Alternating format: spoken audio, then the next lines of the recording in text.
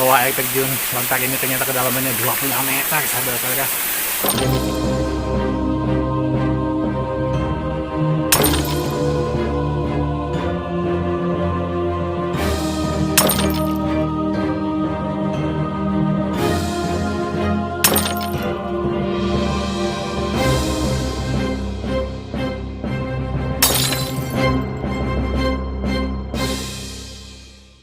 Assalamualaikum warahmatullahi wabarakatuh, sahabat-sahabat Purnama, apa kabar? Mudah-mudahan kita selalu dalam keadaan yang sehat-sehat saja dan selalu dalam keadaan yang baik-baik saja. Nah, di episode kali ini nih sahabat-sahabat Purnama, gua akan sedikit mengulas tentang beberapa fakta menarik dan juga beberapa pantangan mungkin ya, atau mitos-mitos yang harus diikutin oleh pengunjung ke tempat yang satu ini.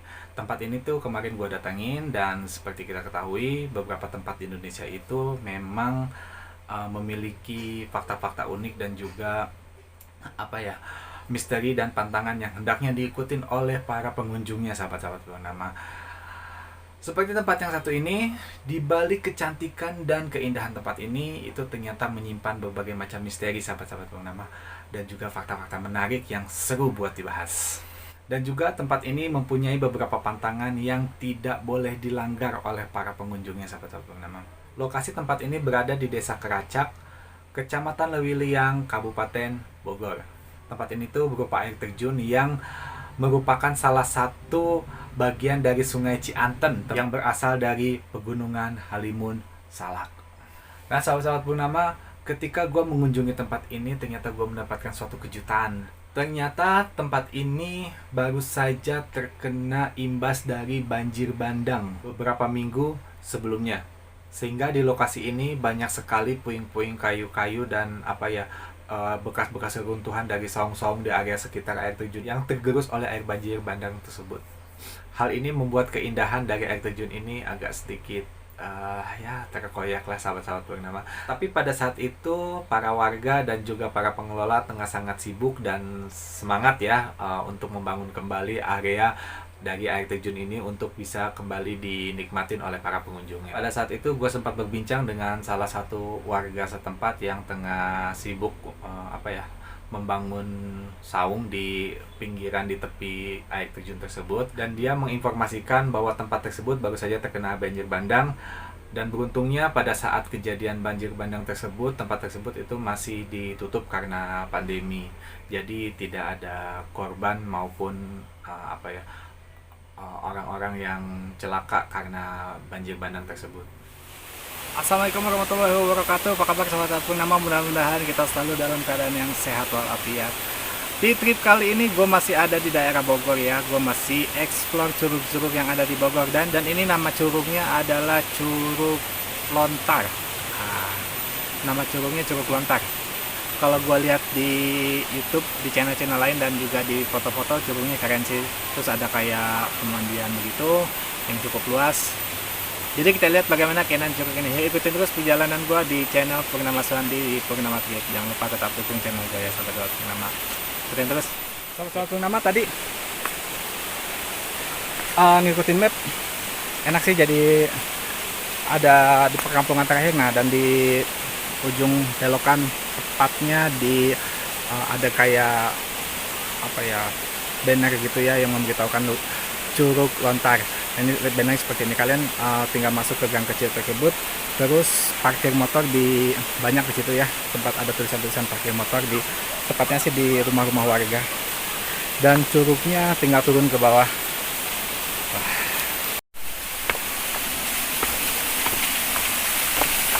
Sahabat Purnama,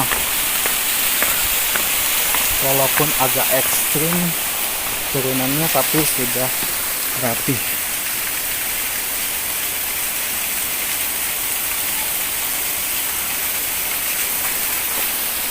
Sudah ada anak tangganya ya, tetap harus hati-hati.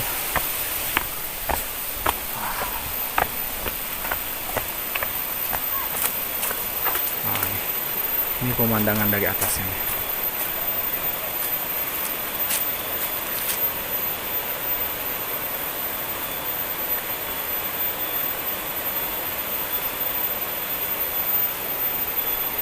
Nggak tahu curugnya ke arah mana. seterbuka ini sahabat-sahabat pendengar curugnya. Aduh. Tapi sayang airnya coklat. Tapi yang penting indah banget curugnya.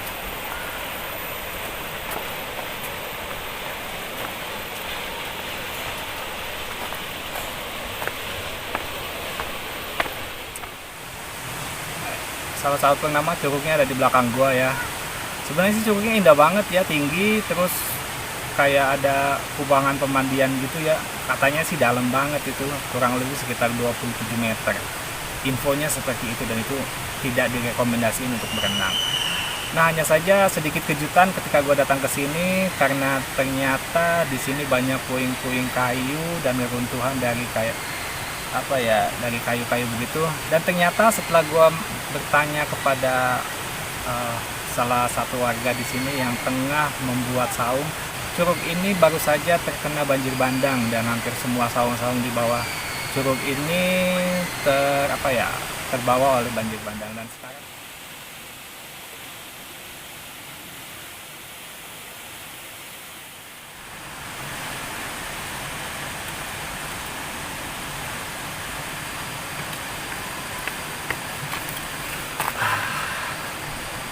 bebatuannya bagus sahabat-sahabat Purnama.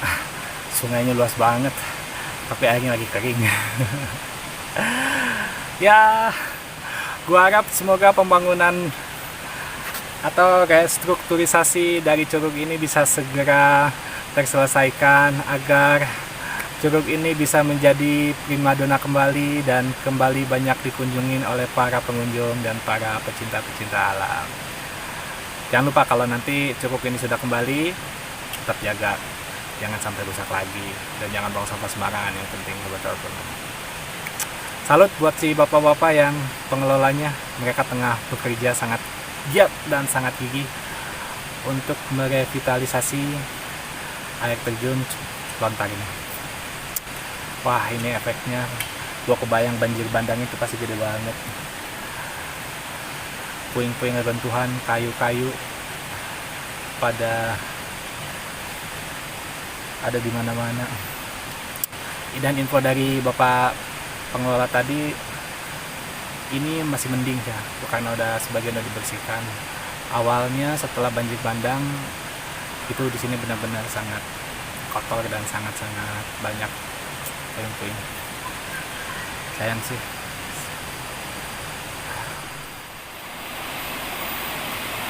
Guys, jika debit airnya lagi tinggi, ini pasti keren banget sih ya. Bebatuan di sini pasti akan terpenuhi oleh air-air yang datang dari air terjun. Wah. Nah, sahabat-sahabat Purnama, curug dengan bebatuan purbakala ini ternyata menyimpan berbagai macam fakta-fakta menarik dan juga mencengangkan nih sahabat-sahabat Purnama. Dan berikut 5 fakta menarik dan mencengangkan di Curug Lontar yang ada di Lewiliang, Kabupaten Bogor. Yang pertama adalah Curug Lontar ini mempunyai pemandian yang sangat dalam sahabat-sahabat Purnama, dengan arus bawah air yang sangat kencang. Walaupun terlihat tenang, namun wisatawan tidak disarankan untuk mandi atau berenang di kawasan Curug Lontar ini. Mungkin kalian akan tergoda ketika datang ke sini untuk bisa mandi atau berenang di kawasan curug ini. Namun kegiatan tersebut tidak bisa dilakukan di curug ini sahabat-sahabat Purnama. Karena apa? Karena faktanya ternyata kedalaman dari pemandian atau kubangan di curug ini kurang lebih adalah 26-30 meter sahabat-sahabat Purnama. Bayangkan 30 meter. Dengan debit air yang cukup deras dan juga arus bawah air yang cukup deras, itu sangat membahayakan bagi para wisatawan yang berenang di kawasan Curug Lontar ini. Jadi jangan coba sekali-kali untuk mandi atau berenang di kawasan Curug Lontar ini, kecuali kalian sudah sangat ahli atau pro atau sudah mendapatkan izin dari para pengelolanya. Kebayang nggak sahabat-sahabat Purnama, kedalaman 30 meter dan kalian nekat untuk berenang, terus kalian kram di tengah-tengah pemandian? Waduh, itu sangat berbahaya sekali sahabat-sahabat Purnama. Pernah ada kejadian, ada wisatawan yang nekat berenang tanpa diketahui, ternyata curug ini sangatlah dalam dan mempunyai arus bawah air yang cukup deras. Akibatnya pengunjung tersebut tiba-tiba menghilang dan beberapa hari kemudian baru ditemukan dalam keadaan yang sudah tidak bernyawa, sahabat-sahabat. Ada cerita lagi nih sahabat-sahabat Purnama, ada seutas tali panjang yang menggelantung dari atas air terjun ke bawah, dan katanya ada orang yang nekat untuk panjat tebing ke atas air terjun Curug Lontar tersebut, tapi hasilnya orang tersebut meninggal dunia, sahabat-sahabat. Yang kedua adalah terdapat benda-benda pusaka peninggalan kerajaan di dasar pemandian dari Curug Lontar ini, sahabat-sahabat Purnama. Menurut kepercayaan warga sekitar, di dasar atau di bawah dari pemandian atau kubangan Curug Lontar ini dipercaya ada benda-benda keramat atau peninggalan-peninggalan dari zaman kerajaan dahulu ya, seperti berupa gong dan berupa batu-batu pusaka dan juga artefak-artefak lainnya yang masih tertinggal atau sengaja disimpan di dasar. Nah, yang ketiga ini seru nih sahabat-sahabat Purnama. Jadi tempat ini tuh atau Curug Lontar ini dipercaya dihuni oleh ikan-ikan yang sangat besar ukurannya yang ada di dasar Curug Lontar tersebut. Selain dipercaya terdapat benda-benda pusaka dan benda-benda keramat di dasarnya, ternyata Curug Lontar ini juga diyakini terdapat ikan-ikan yang ukurannya cukup besar. Dan konon katanya ikan-ikan tersebut sudah menghuni Curug Lontar sudah sangat lama sekali ya, dan pernah ada peristiwa beberapa penduduk lokal itu tengah menjala ikan di Curug Lontar tersebut, tapi mereka tidak mendapatkan ikan, hanya saja mereka mendapatkan sebuah sisik ikan yang ukurannya itu sangat besar sekali, sahabat-sahabat Purnama. Ukurannya itu sebesar tampah. Bisa dibayangkan kalau sisiknya aja sudah sebesar tampah, segede gimana ikannya, sahabat-sahabat Purnama. Wah, keren banget. Tapi yang pasti sampai sekarang misteri tentang keberadaan ikan di Curug Lontar ini masih belum bisa terpecahkan ya, karena belum ada pembuktian tentang adanya ikan yang berukuran raksasa di dasar Curug Lontar ini. Atau mungkin dengan keberadaan sisik ikan tersebut itu sudah menjadi bukti kalau di dasar atau di dalam Curug Lontar tersebut dihuni oleh ikan-ikan yang berukuran sangat besar, sahabat-sahabat Purnama. Nah, fakta yang keempat mungkin ini adalah fakta yang sangat bermanfaat dan benar adanya, karena debit airnya yang cukup gede dan aliran air sungainya yang cukup deras, maka pemerintah setempat membuatkan PLTA di kawasan air terjun Curug Lontar ini. Air yang cukup deras ini menjadikan area curug ini menjadi andalan bagi pembangkit listrik tenaga air di desa Keracak. Nah, pemanfaatan tersebut sudah dilakukan dari sejak zaman Belanda dahulu kala. Nah, PLTA Keracak merupakan salah satu pembangkit tenaga air yang dibangun oleh Belanda pada tahun 1921 dan mulai beroperasi pada tahun 1926. Meskipun sudah cukup tua, namun bangunan tersebut masih beroperasi hingga saat ini, sahabat-sahabat Purnama. Nah, kalau kalian berkunjung ke Curug Lontar ini, mungkin kalian juga bisa berkunjung ke PLTA yang ada di Desa Keracak dan bisa bersuah foto, karena di sana terdapat banyak spot-spot foto yang menarik untuk dijadikan sebagai background atau latar belakang untuk berfoto. Nah, yang kelima, sahabat-sahabat Purnama, fenomena geologi dan pesona Curug Lontar Bogor terbentuk dari proses geologi gunung api purba. Hasil geologi yang diperkirakan sudah ada sejak 2 tahun yang lalu terbilang langka nih, sahabat-sahabat Purnama. Itulah mengapa air terjun ini sangat menjadi istimewa dengan pemandangan yang mempesona. Tebing yang menyangga terjunnya air memiliki 3 jenis lapisan bebatuan ya. Sementara di Indonesia sendiri tak banyak yang memiliki geometris secara alami yang seperti di Curug Lontar ini, sahabat-sahabat Purnama. Apalagi dengan bentuk air terjun yang sangat begitu vertikal dengan background tebing berwarna coklat kehitaman, dan itu keren banget, sahabat-sahabat Purnama. Makanya ketika gue melihat ke tebing-tebing Curug Lontar tersebut, gue melihat bebatuan tersebut tuh sangat cantik dan agak berbeda gitu ya dari tebing-tebing curug pada umumnya. Dan sudah selayaknya Curug Lontar menjadi ekowisata geopark yang perlu dilestarikan dan dikelola dengan sangat baik. Selain 5 mitos dan fakta yang menarik tentang Curug Lontar ini, kalian juga harus tahu nih pantangan-pantangan apa sih yang harus kalian ketahui dan harus kalian jaga ketika kalian datang ke Curug Lontar ini. Jangan sampai kalian datang ke Curug Lontar ini kalian melanggar pantangan-pantangan ini, sahabat-sahabat Purnama. Karena konon katanya, mitosnya, kalau kalian melanggar pantangan-pantangan tersebut, kalian akan mendapatkan suatu musibah atau kecelakaan dan juga bisa jadi kalian akan mengalami satu kesurupan, sahabat-sahabat purnama. So, tetap jaga adab dan tetap jaga etika ketika kalian datang ke Curug Lontar ini. Nah, apa saja sih pantangan-pantangan yang harus kalian jaga dan harus kalian ketahui ketika kalian datang ke Curug Lontar ini, sahabat-sahabat purnama? Yang pertama, kalian dilarang banget buat berenang di Curug Lontar ini, sahabat-sahabat purnama. Nah, seperti fakta tentang kedalaman dan arus bawah air yang cukup deras yang tadi gue sempat bilang, maka udah jelas sih ini akan menjadi pantangan yang paling utama ketika kalian datang ke Curug Lontar. Kecuali kalian dipandu oleh guide tertentu yang udah profesional, tapi itu juga tidak direkomendasikan, sahabat-sahabat purnama. Karena konon katanya Curug Lontar ini sering meminta korban. Pantangan yang kedua nih, sahabat-sahabat purnama, mungkin kalau pantangan ini tidak hanya di Curug Lontar ya, kalian dimanapun berada kalian tidak boleh melakukan hal seperti ini karena selain berbahaya ini juga beresiko dan dosa sih. Jadi di kawasan Curug Lontar ini kalian dilarang banget untuk berbuat mesum.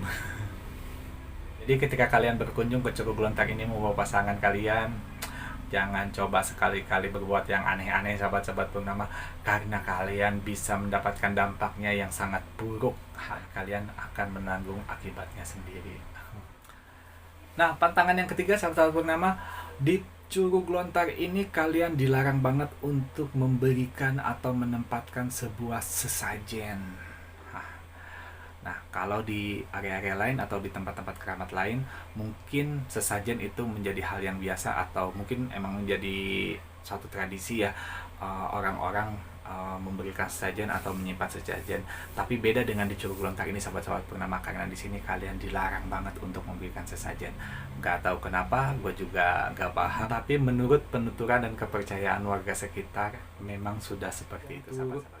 Nah, pantangan yang keempat adalah jika sudah mulai turun hujan atau gerimis atau hujan ya, kalian udah harus cepat-cepat meninggalkan Curug Lontar tersebut. Hal ini berkaitan erat dengan kawasan atau air terjun Curug Lontar ini sering terjadi air bah atau banjir bandang yang secara tiba-tiba tanpa diprediksi terlebih dahulu, sahabat-sahabat purnama. Nah, jadi kalau kalian berkunjung ke tempat ini terus tiba-tiba hujan atau gerimis, kalian udah harus beranjak dari air terjun tersebut, sahabat-sahabat purnama, untuk keselamatan kalian sendiri. Nah, pantangan yang terakhir adalah kalian dilarang datang ke tempat ini tanpa memberikan ucapan salam. Ya, kalian harus banget, wajib banget memberikan ucapan salam ketika memasuki wilayah atau kawasan Curug Lontar ini. Tapi buat kalian yang sudah terbiasa ya ketika datang ke suatu tempat tertentu mengucapkan salam, itu mungkin jadi hal yang tidak perlu kalian takutin. Tapi jika kalian yang tidak terbiasa, kalian harus ingat ketika datang ke Curug Lontar ini kalian harus mengucapkan salam terlebih dahulu untuk memasukin kawasan Curug Lontar ini, sahabat-sahabat purnama. Di balik beberapa mitos dan cerita-cerita legenda di kawasan Curug Lontar ini, Curug Lontar ini memiliki panorama yang sangat indah, sahabat-sahabat purnama. Benar-benar keren banget, cantik banget, apalagi kalau sudah selesai dibangun dan sudah selesai direvitalisasi oleh para pengelolanya. Tentu kawasan ini akan menjadi daya tarik tersendiri dan akan menjadi tempat wisata yang sangat menyenangkan untuk kita sekedar berlibur dan menikmati keindahan alam dan untuk menenangkan pikiran, sahabat-sahabat purnama.